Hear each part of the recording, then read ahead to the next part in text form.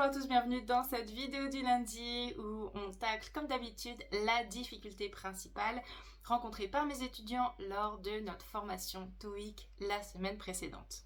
Pour celles et ceux qui ne me connaissent pas, je suis Laetitia Plessis, formatrice TOEIC depuis plus de 14 ans et auteure du livre Cap sur le TOEIC aux éditions Ellipse. La difficulté de cette semaine, elle se trouve dans la partie 7 et c'est ces questions, ces fameuses questions où vous devez placer une phrase dans le texte. Donc où vous avez point, tiret 1, tiret point, point, tiret 2, etc., etc.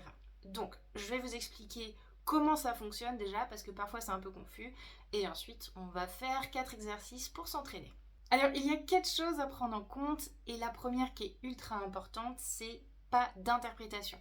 À partir du moment où vous dites peut-être que, ou alors oui mais, ce ne sera très probablement pas la bonne réponse. Donc, pragmatisme absolu.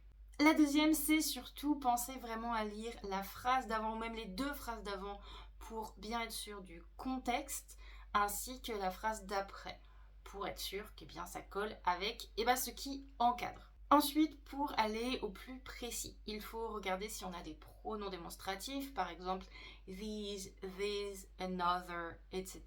Ensuite, on a les mots de liaison, autrement appelés connecteurs logiques, par exemple however, therefore, in addition, furthermore, etc., qui vont apporter un propos supplémentaire à ce qui vient d'être dit. Et enfin, le dernier point, c'est de faire attention à la chronologie, si jamais il s'agit de ça, et donc de regarder si on parle d'étapes d'un projet, ou alors par exemple de date butoir, et s'assurer effectivement que ça suit ça dans l'ordre. Maintenant qu'on a vu ça, on va attaquer avec 4 exemples pour illustrer et s'entraîner.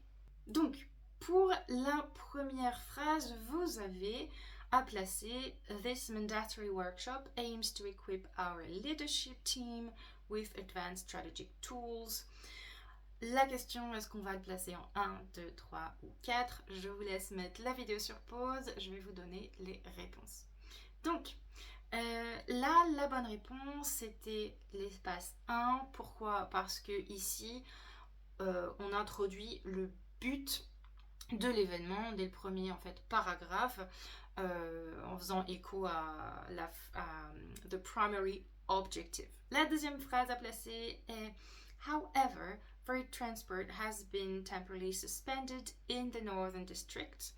Je vous laisse encore mettre sur pause, je vais vous donner la réponse. Donc, ici, la bonne réponse, ça va être l'espace 2.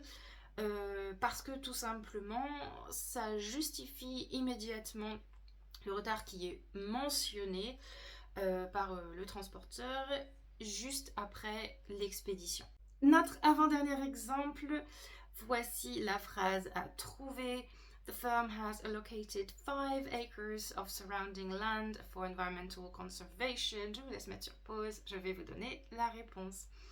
Donc la bonne réponse ici, c'est le numéro 3, parce que ici, on explicite la promesse de l'environnement environnemental et on va introduire directement la phrase These designated wildlife corridors. Et pour terminer, notre dernier exemple, la phrase à placer est We expect the entire concourse to be fully reopened to the public by mid-October. Je vous laisse mettre sur pause. Voici la réponse. Donc la bonne réponse, c'est la numéro 4. Pourquoi? Parce que ici, c'est une conclusion. Cette phrase est une conclusion, une très bonne conclusion, une conclusion parfaite, qui va donner du coup la date de réouverture après la mention des 4 semaines de travaux. Et voilà, on arrive à la fin de la vidéo, j'espère que ça vous a aidé.